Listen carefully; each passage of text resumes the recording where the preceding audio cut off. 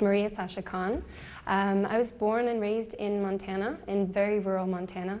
And I wanted to share with you some of the secrets and adventures that I've had coming from Pray, where this is where I spent my first few years, which has like 5 or 6 houses, to performing all around the world. So I went to school in Monaco, I've been working in Germany and Russia, and had a chance to perform in the major theaters of the world.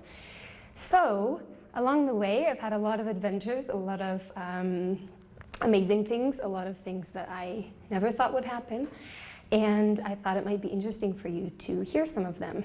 So let's see if I do this right. So this is me. This is where it all started with my sister. I started classes in the back of a barn that they used partly sometimes as a restaurant. There was a woman there, she taught us ballet classes, movement classes, I guess would be more like it. But she instilled in me a great love of beauty, of telling story through movement, and the feeling that I had when I danced was so incredible that it's something that I obviously chose to continue to dedicate my life to, and how you can make other people feel through that. So my 3 siblings and I are all classical ballet dancers. My sister Nadia, the red-haired one, she dances with the Teatro dell'Opera di Roma in Rome. And my brother Julian there, he dances as a soloist with the Mikhailovsky Theater in St. Petersburg, and is the first American to graduate with a full Russian diploma from the Bolshoi Ballet Academy.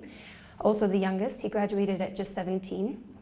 And my brother Nicholas, who at 9 years old went to the Bolshoi Ballet Academy, graduated from the lower school, and then went to the Vaganova Ballet Academy, and is still finishing his last 2 years of training. So coming from rural Montana, all 4 of us chose individually to become ballet dancers, which in itself has given us a lot of adventures. That's the 4 of us last summer here in Montana. So it's taken me from, in school, I was chosen many times to perform for the royalty of Monaco. This is Princess Caroline. This is Karl Lagerfeld. He's the head of Chanel, which is an haute couture brand. This is in Cannes at the Cannes Film Festival on the red carpet. At Windsor Castle. This is a shoot with my sister Nadia in Munich. A selfie with a queen. She's one of the queens of Malaysia after performing for her. My sister and I were also chosen to be on the cover of Malaysia Tatler, which was very exciting. And they did a beautiful article that you can find online. I dearly believe this. It's very important that you do things for the right reasons and that you do them with a pure intention of heart. I think that no matter what you do, where you go, it's important to keep the reason why you do it, yeah? So I've tried to keep that as much as I can. I think it's an important part of life.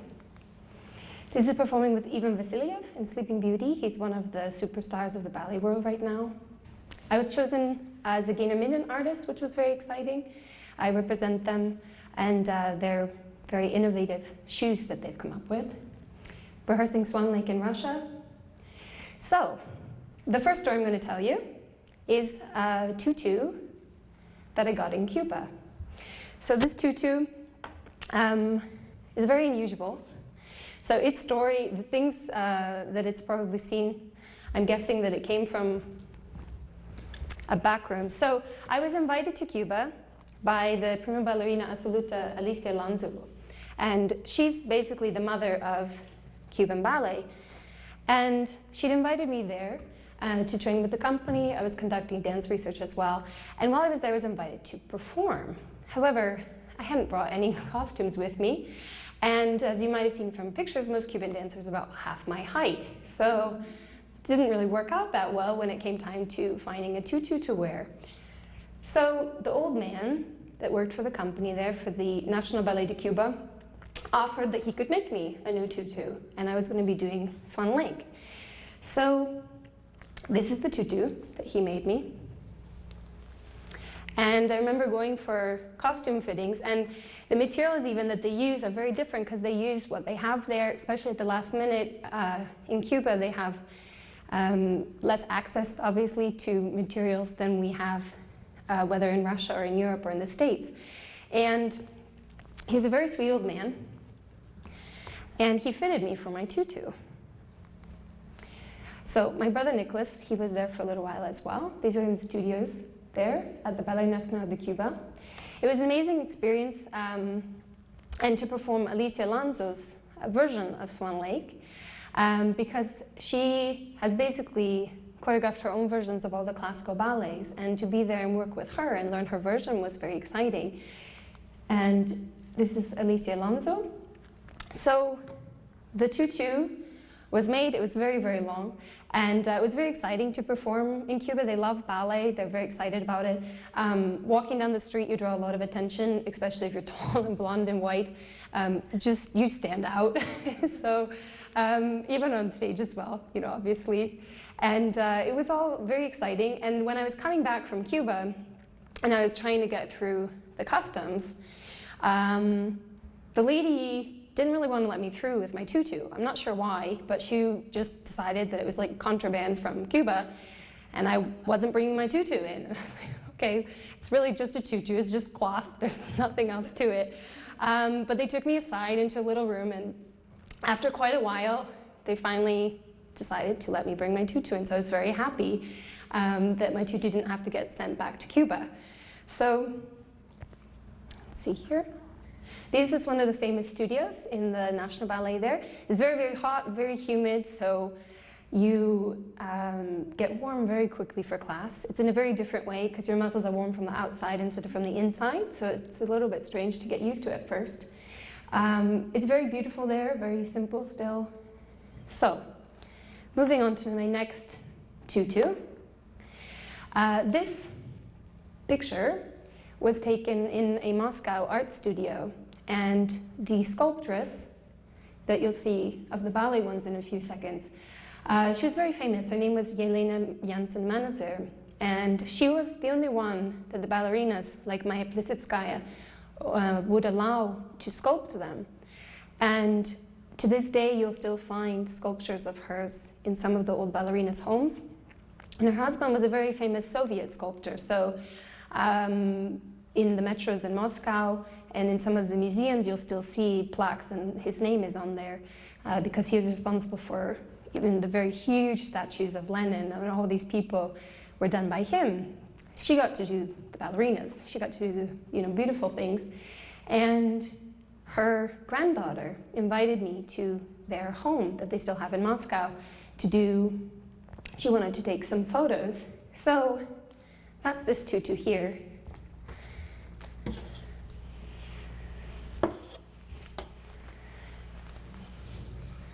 So this one's very beautiful. It was actually made for me by a woman in the US, and she gave it to me very generously in support for a performance that I was doing.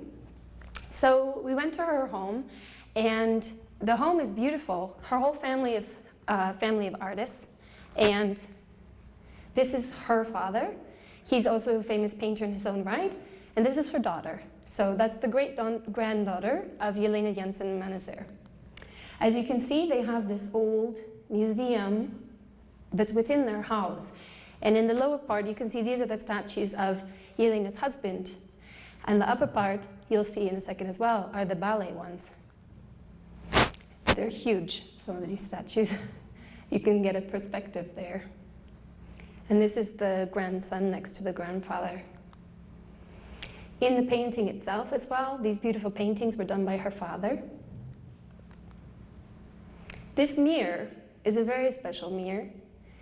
It is the mirror that Maya Plisitskaya herself posed in front of and would come to sit for sittings in front of. So the feeling of being there was quite exciting, and to know that you were sitting in that exact same spot that those kinds of great artists had been in. It was very exciting. You literally felt like you'd stepped your foot right into the middle of history. So after the photo shoot, this is one of the final results of the pictures. And you can see behind as well some of the ballet sculptures that she did. And again, it's a very famous mirror. Lots of very beautiful, very famous Bolshoi and Russian ballerinas would come to the home, this same home, to be sculpted. And this is a sculpture of Maya Plisitskaya as the Dying Swan. So she would usually sculpt them in their most iconic role. So the roles that they were most known for is what she would capture them in.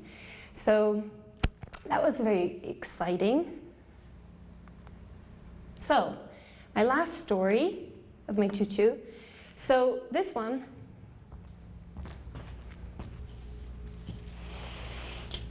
so this tutu's seen quite a lot of adventures. It's been all over the world, as most of my tutus have, and who knows what it's heard when I'm not in the room.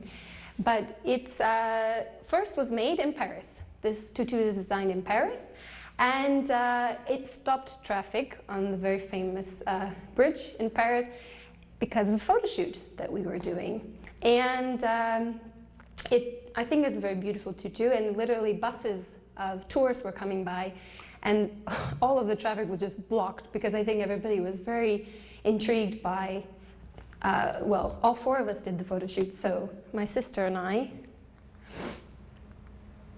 This is in the preparation in Paris apartment where the final touches were put on the tutus.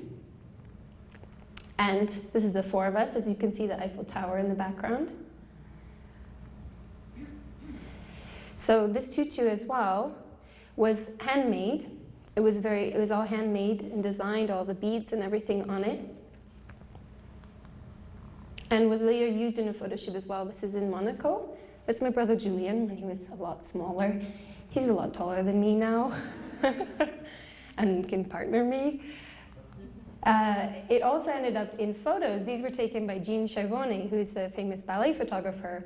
The photos kind of went viral everywhere, but they went extremely viral in China, which I had no idea about until quite a lot later.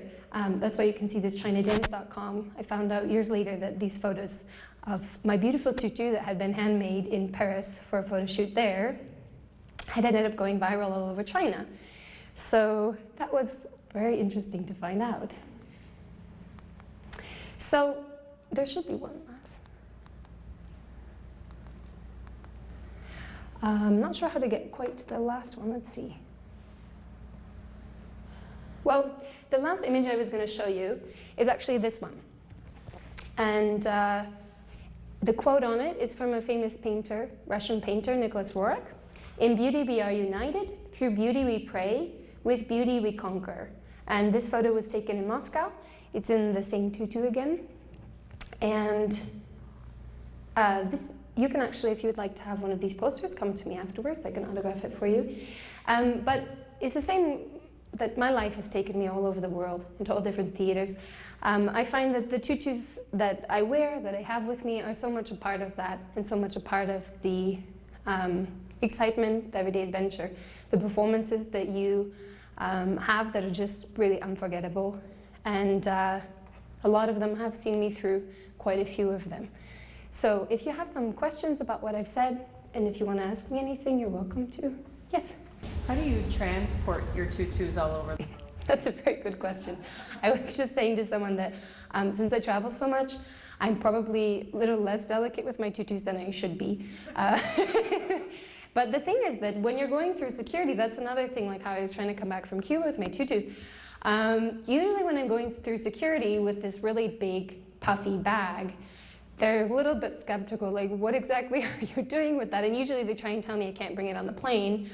When I was in Asia, for example, they were adamant. Even just going through security, they were like, you're not bringing that on the plane. I said, I can't. This is thousands of dollars worth of tutus. And they're like, I don't even know what a tutu is, and I don't know why it's that expensive, but you know, like, it's going under the plane. It's like, no, it's not. This is handmade for me. I can't let go of it. So finally she did, because I showed her how small I squished. Yeah, but I tend actually, what I tend to do, not that I'm recommending you guys do this, especially if there's parents here who have paid for expensive tutus, but I actually fold them into fourths and put them in a cloth bag that holds both of the sides that I can then carry it this way. It's my little trick that I've figured out over the years. I found that when I put them in my tutu cases, they tend to move around a lot, especially if I put them in the overhead bin. And by the time I arrive to my destination, especially if it's a 10-hour flight, it's so crumpled and it's so kind of ruined that if I have to perform the next day, there's no way it's going to straighten out in time. So that's what I've done. Usually you have wire in them, that springs right back. So here, I'll just put the microphone down for a second, show you.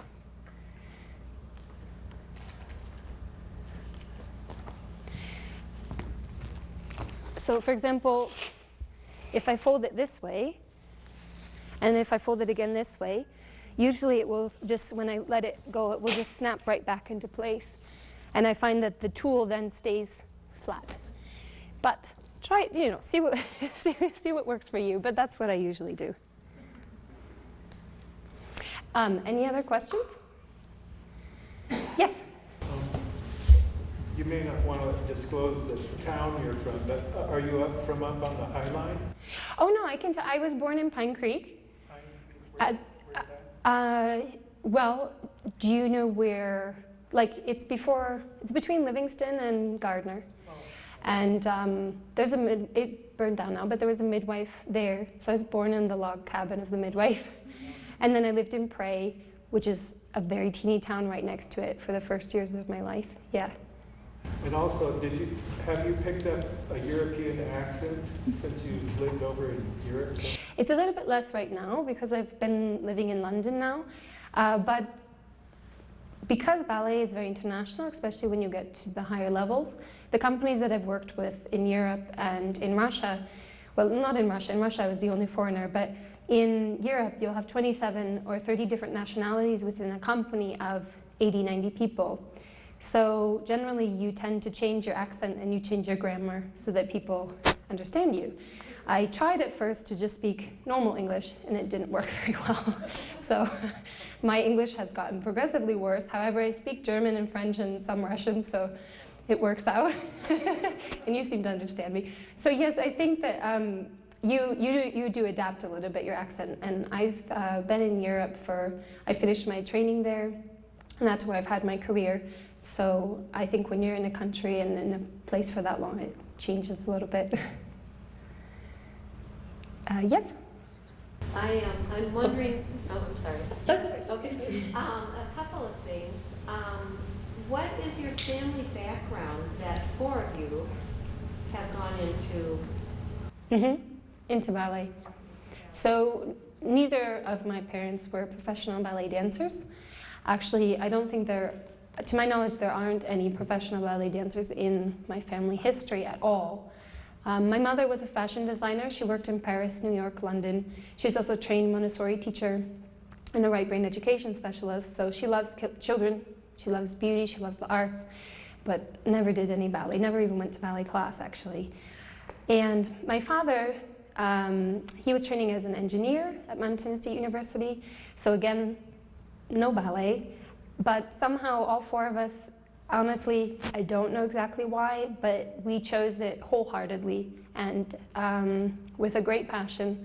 And somehow, fortunately as well, we all had the talent and the sort of capacity to do it. Because of course there's some requirements you just have to be a professional ballet dancer. And if you don't have them, you can go a certain amount of the way, but there's gonna be some limitations, of course. So I think from a young age we were encouraged to find what our passion was and the best way that we could use our gifts to give back to the rest of the world and to help society. I try to do that in every way I can. That's why I love to give master classes, give talks, do whatever I can. So I guess that mindset might be part of it, as far as that we definitely had the view of the world of that Montana is so beautiful and I love it here. And I love coming home, I love being here. And that on the other side of it, though, there is as well a huge world. And whatever it is you would like to do, whatever you would like to become, is possible. Whatever your passion is, you can find a job to match it. So I think that point of view is what enabled us to go as far as we can and, in a way, be fearless. Because it does, I think, take a certain amount of fearlessness to get on a plane and go move to a foreign country, and most of the time we don't know anyone there or don't speak the language, so it's an adventure, always, and we've enjoyed it, yeah. And someone else? Yes. Sorry, she was it. Yes? I was wondering if you and your siblings had ever all performed together at the same time? No, we haven't. I was just trying to make sure, because we would love to. We've been asked to. plans for that. I'm working on producing actually a full-length ballet that will feature the four of us. So we haven't yet, and we're looking forward to it. Yes? Are there any stories or anything about the tutu? Nope, I brought this one for color. This one's my sister's. So she'll have to tell you the stories. I can tell you it was on a poster. We do an event. We haven't done it for a few years, as most of us are out of the country, called Fairy Tea for the Arts. And it's a beautiful event. And this was for that, and it ended up on the poster. I can show you that picture maybe next time. Yes? How many tutus do you think that you have? That's also a good question.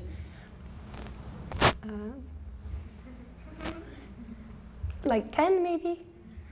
Most of them are made in Russia. Yeah. Yes? What's your idea of an exquisite tutu? I mean, what does that tutu entail, like in regards of fabric, Yeah. crystals, and Yes. all that? Yes. I'm very girly in that way. I love sparkle and, this one, for example, I love because it has embroidery, it has beads, you can see, for example, as well. These are the armbands. They have the beads all around them. I have to say as well, the reason most of my tutus are made in Russia is because they're able to make tutus that are exquisite, and they look really beautiful on stage, and they sparkle, but you can dance in them. They're not heavy, they don't constrict your movement, so that's my perfect tutu, is glitter and really beautiful sparkles, and fit well, and you can still dance, and your partner can still partner you. This tutu, for example, I love, and it's absolutely gorgeous. The material's a bit slippery, so my partner doesn't really like it very much, and it can be a little bit heavy sometimes. So it's gorgeous, but those kinds of things when you're dancing, and if you feel like the partner might slip, his hands might slip. So, yeah, yes, yeah. I am so interested in foreign languages. I majored in German at the University of Montana to follow my dream, which took me to Berlin, Germany. Okay. And changed my entire life to speak German. But I'm wondering how you're doing something so intensely, around dance. How would you ever learn a foreign language? By osmosis, or have you taken classes, or how did you? That's a very good question as well. Actually, especially regarding German, when I first moved to Berlin, I didn't speak a word of German, and I was hired when I wasn't even out of school yet. I had just turned 18, and I came for the audition. I didn't think they'd even take me because the company at that time was one of the top 5 in the world. It was exceptional. And in my audition class, I was with the prima ballerinas. So I was looking around thinking, they're never going to accept me in this company. He did. He asked if I could start the next week. And rehearsals were with German ballet mistress, and I didn't understand what she was saying at all. And I was doing Ballot core, which is the hardest thing you can do, and you really have to be together. And she's like, put your leg up, and I put it down because I had no idea what she was saying. And she'd say move over, and I would just be looking around. So in that way, it was kind of a matter of survival, of learning those few small words like up and down and left and right if you wanted to get on stage, especially with the other dancers as well, if they're yelling at you that you're not in the right spot. But as far as actually learning the language and speaking it, it is very difficult. Most of the dancers in the company in Berlin even the ones that had been there for 7 years, only spoke very minimal German. They could maybe order at a restaurant, but beyond that, they didn't have any conversational German. So coming from the States, I think it also gave the perspective, and from Montana, to actually be immersed in a culture where a different language is spoken, it's a great opportunity to learn that language. So first, there was about 20 of us, and the company paid for a teacher to come to the theater because, like you said, you're exhausted. You have rehearsals all day. You finish at 7:30, and your brain is really tired too because you're learning new choreography, you're following direction the whole day. And I thought, okay, don't have an excuse. She's actually coming to the theater, and I'm not having to pay for it. Yeah, at the end there was only me and my friend, but we did survive through it. Everyone else dropped out, but that helped me to have. So basically, I found I could learn the basic things for survival. I had to have a few classes in German to get the grammar, and then from there it was a matter of using it. and listening to it and putting it together and making sure that you were around people who spoke only German enough, because in the company, like I said, so international that there was no actually use for it as far as like speaking conversationally. Yes, in rehearsal and these kinds of things, you would need to know it. But so that's my answer. Yeah. I was in Staatsballett Berlin. So at the time we were on Unter den Linden and the Staatsoper there. And then actually the year I left the company, it closed for renovation. And so they moved to the Deutsche Oper. Yeah. Yes? What about your crowns? Like, how did you get transferred them with the teacher? The crowns I usually wrap up and I can put them like kind of together once they're all wrapped up. So those, and I hand carry them on the plane. As you can see, these ones, they're very sparkly and I love them. So these ones as well are made in Russia and they were handmade for me. There's a woman who, she's very knowledgeable and knew from looking at me and from my head measurements exactly how high, for example, this black swan one, which I know a few of you girls have seen already. This black swan one, for example, she knew from the shape of my head and from the size of my head how high she thought it should be in order to be most flattering on stage, and where the crystals should be placed as far as if they should be more matte on top or more sparkly, and how far down it should come on my forehead. And it's those types of things that you think are very small details, but once you get on stage, it makes a very big difference on the whole image that you're presenting. So I have quite a few of these ones because she does a really beautiful job, and it's very hard to find people that, again, these are also very light. They're very sparkly. Yes. They can, if they can survive a full-length ballet, I think they can survive being dropped on the floor. So, any other questions? Yes. What's your education background and what do you anticipate after your stage life is over? My education background, you mean as far as traditional schooling goes? Yes, academic, yes. So I had a mixture. I was homeschooled partly. I also had Montessori schooling. I also went to a full-time ballet boarding school where we had full academic program that was up to the standard of an East Coast school. And most dancers actually, I find to be very motivated. And for example, when I was it was the Kirov Academy of Ballet in Washington, D.C., and I was on both the artistic and the academic honor roll. And I think that that is actually something that dancers in general strive for perfection, you know? So I always enjoyed academics as well. So once I was 16, I was going to the International Business School as well in Monaco.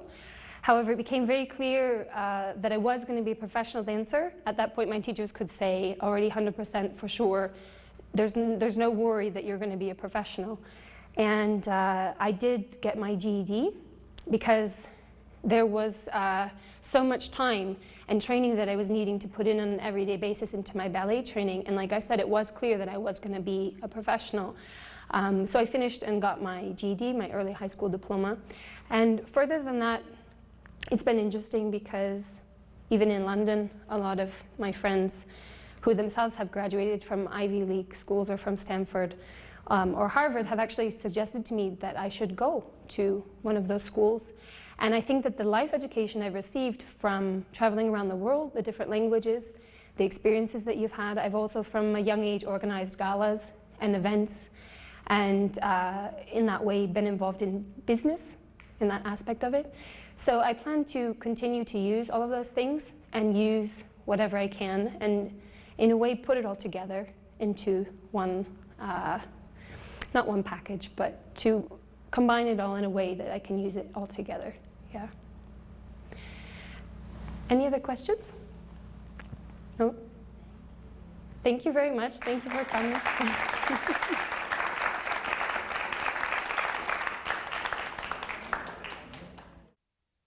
Good afternoon. My name is Bruno Augusto, and my artistic partner is Kate Choren. She is shortly going to be here performing for you guys. We're very excited to be here doing this event, and we just wanted to welcome you. Yeah? Yeah. We hope you enjoy it.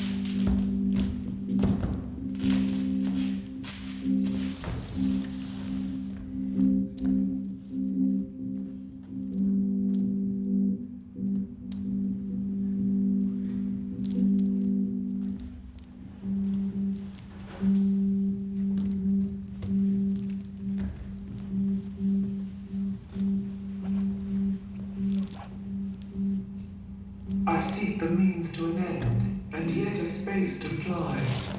The means of meaning, of calling and devotion. I am told it is vast. I am told it is far. I am told it is simple. I am told it is rich. I am told it is all. I am told I cannot seek it. So I seek it to seek me.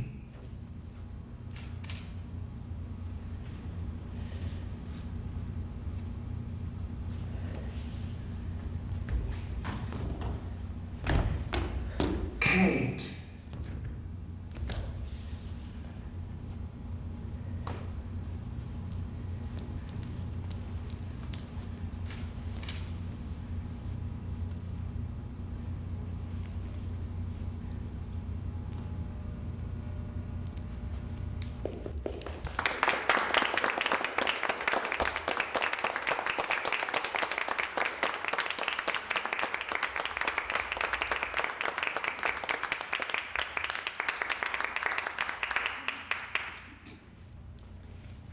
Thank you everyone for being here.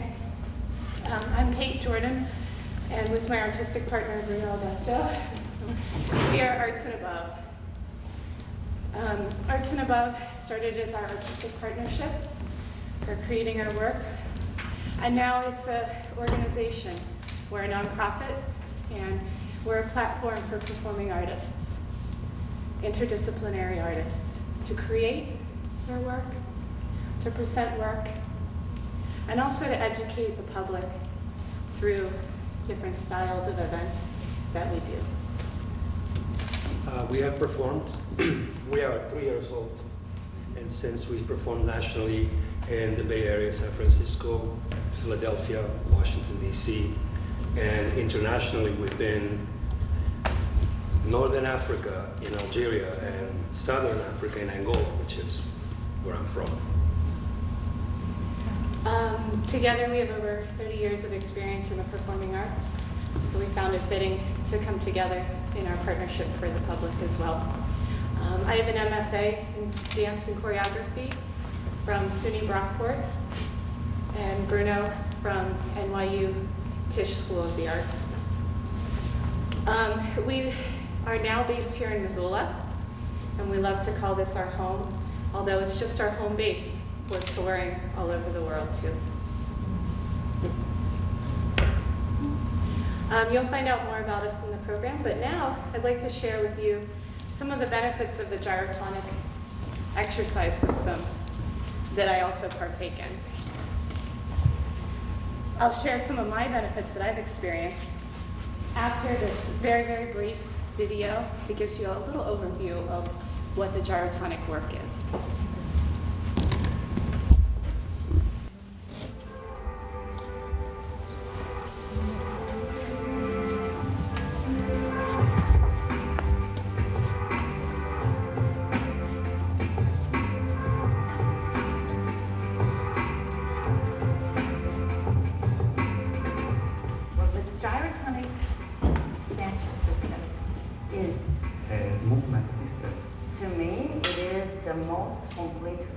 Exercising. It really can accommodate anybody in any field and any walk of life. The gyrotonic expansion system is comprised of 2 specific methods of practice. You have the gyrokinesis method, which is practiced on chairs or mats on the floor. And then you have the gyrotonic method, which puts the movers on customized equipment. Whichever branch you're in the movement system, what makes it unique is the circle and spiral 3-dimensional application of movement principles that allow for the body to move in its most comfortable and intelligent and kind of fully expressed way. It meets the mover wherever they are. It can be somebody who's just coming out of rehab, it can be an elite mover, dancer, athlete. It can be applied to the specific needs of any individual. It's an unprecedented exercise system that's so different from anything else that you've ever tried. You have to try it to know what it is. Try gyrotonic or gyrokinesis, but don't try only once. Try at least 3 classes to be able to give a chance to a new approach for your body.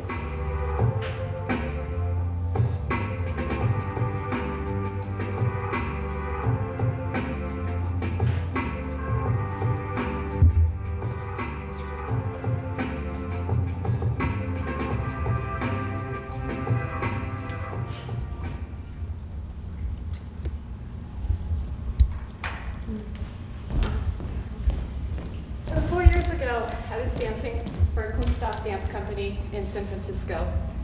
And the director pulled me aside. He said, "We are doing active treatment." We weren't doing active treatment. But he said to me, "You're doing very well, but you're not strong enough for the capacity that I see inside you." And I thought, oh my, I'm in my early 30s. Maybe I should just quit now. If I haven't figured out my body by now, what conditioning I need to do before technique class or after, it's been decades, you know. And then I remembered an experience with the gyrotonic program that I had had almost a decade previously, actually. And I decided to come back to the work, come back to it though with more focus and more regularity. Since that time, I have become much stronger in my body, but there are all these other side effects and benefits that have come that I never expected, actually. I've become much clearer in my mind. When I go to learn choreography, it stays with me easier and longer. When I come out of doing a gyrotonic practice, I feel that I'm able to walk into the studio or onto stage as a creative being. And I'm warm inside my body. I found a range of motion and movement that I never knew I could have while maintaining my strength at the same time. And I also built a lot more stamina. The gyrotonic work focuses on breath. Being able to breathe even when you have a cold is very important. So the work has brought me an extreme amount of benefits. I think the biggest one being that at 36, I feel that my artistic career is just beginning. That there are a world of openings and opportunities that I'm just starting to uncrack. I've also become a teacher of the work, which is enjoyable, and I've seen even more benefits for many different types of people. I work with clients that are in their later years. I work with high-level athletes, tennis players, marathon runners that have had an injury and they want to get back as healthy and quickly to their full level practice as possible. I also work with the dancers. I have students at Rocky Mountain Ballet Theater that have been doing the gyrokinesis practice with me and gyrotonic. What I find exceptional throughout all of these different groups of people is that they all start to take ownership of their own vessel. They have the work inside them, and it's just being discovered. Now, the dancers in particular, what's so nice about the gyrotonic system is that it works, again, the joints, right? Gyro, spirals. But for us, we need to use the internal and external rotation maybe a little bit more than in other fields. Articulation of the hands and the feet come along with the work in the more advanced stages. Also, the pairing of your mental focus with your breath and the motion, that's what we're looking for when we go on stage with an artist. Someone that's not only able to technically execute everything, they're also able to bring that extra essence into the work. And I find that with my dancers in gyrotonic, I can push them beyond just the exercises and into the artist that's inside them. The work focuses a lot on the spine. Healthy spine, healthy life. And I think for the dancers also, a lot of the benefits are having something in their back pocket that they can take with them anywhere. Something that can complement their technique classes. Not replace them, you know, but complement what you're doing and have it specialized for your body. Regardless of if you're in the dance field or not, you want those things that work for you. So for me, gyrotonic has been amazing. I can work on the equipment, and then I can also do some of the exercises whenever I'm traveling or touring, too. As I mentioned, the spine is a big part of the work. So I'd like to do a few exercises with a few of you, if you're willing.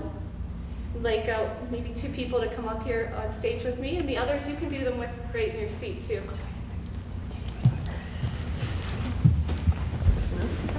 her name? Matilda. Matilda, come here. I have something just for you. You're about the same height as me. Meet me in the middle of the stage. Okay. Okay, you need someone from the Come on out. elder. Come on out. But do I have to take my shoes off? Oh, no. Oh, no. Come on. You can do these at the airport. All right.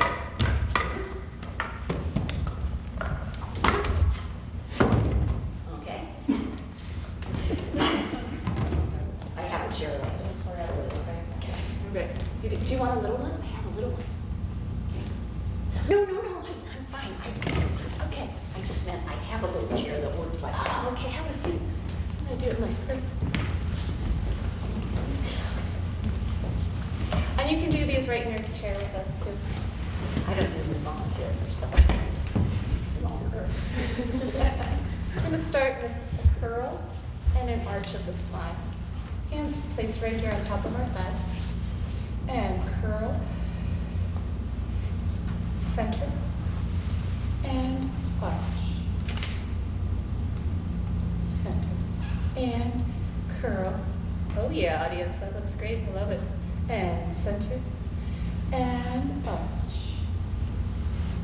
And center. Breathing, exhale. Inhale. Exhale. Inhale.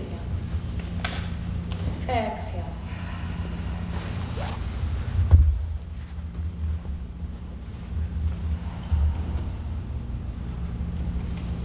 Adding the legs is optional. They come into parallel. Gentle turn out.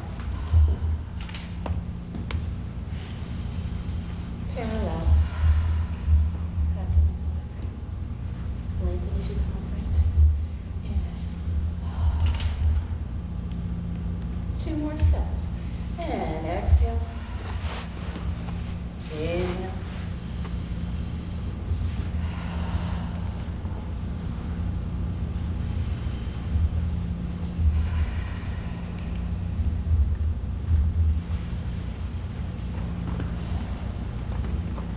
Pause in your upright center, your most beautiful, lengthened upright possible, a comfortable place. We're going to do some spirals now. One hip slides back and you spiral around. Back to center and a spiral. And a center. Hip leads spiral. And a center and spiral. And center. Repeat spiral.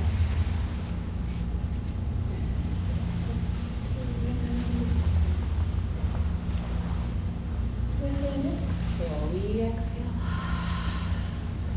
Inhale. Exhale.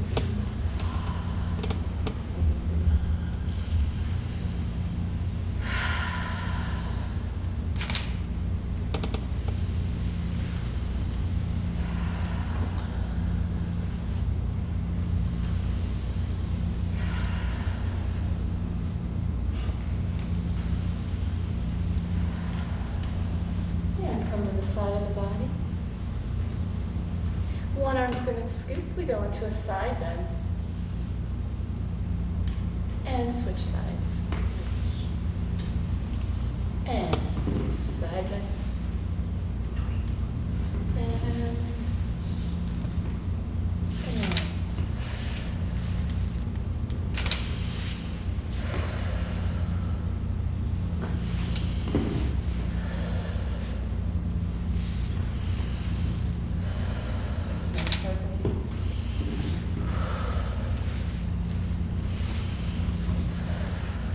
one more set.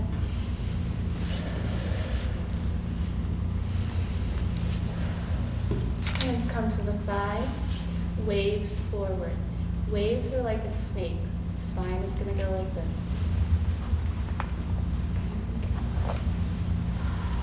Curly tail coming back.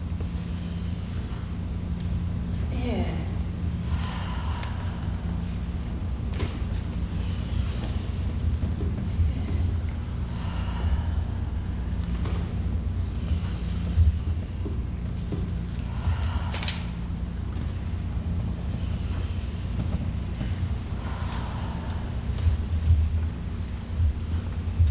solar plexus area in the middle, breathing out and bringing you back. Add the legs if you want, they would open up. Come to parallel, press into the floor, help you curl back. And arch. And curl. And gentle wave. And curl. Can always get bigger, right? We start slow and gentle. We build strength, we build mobility.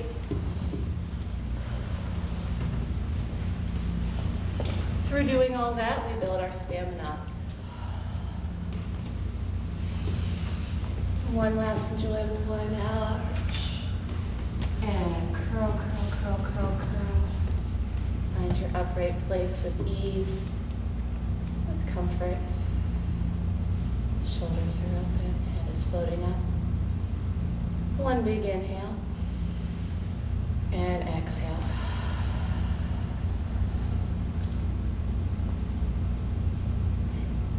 Thank you. You can leave your stool right Okay. Perfect. So if you want to know more about the gyrotonic work or the video again, it's on the gyrotonic website, gyrotonic.com. I've also opened a gyrotonic practice here in Missoula. If you're visiting for the week, I'd love to have you into the studio for a session. And if you're local though, you can come see me on a regular basis. It's the first place for the gyrotonic work here in Missoula.